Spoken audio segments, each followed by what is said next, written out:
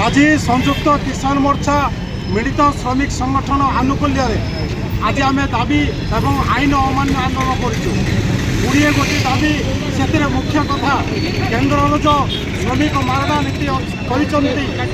श्रम कोड आनी संपूर्ण बातिल करने देशर जो कोटी कोटी कृषक मान अच्छा ऋण छाड़ करने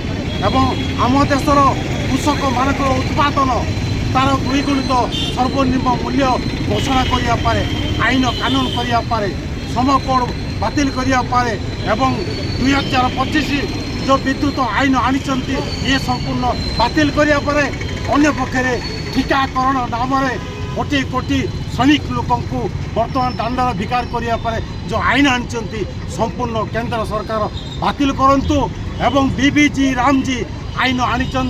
संपूर्ण गरीब खेतमूलिया लोक सर्वनाश करने से आईन बातिल एनजीएनआरसी कार्यकारी करने आज आम आईन अमान्य आंदोलन करूँ सरकार जदि शुणे ना ताले आगामी दिन में बर्धमान आंदोलन हम से सरकार दायी रहे समग्र देश में विश्व बजार भितर मोदी सरकार कॉर्पोरेट मानक प्राइवेट कंपनी मान सहित सालिश करी माने सार कीटनाशक औषध जिते फसल जो मेडिसिन प्राइवेट कंपनी को हस्तांतर कर सार द्विगुणित हो जाऊँगी सार किणिकी बर्तमान चाषी मरुंच तेणु केंद्र एवं ओडिशा सरकार से दायी।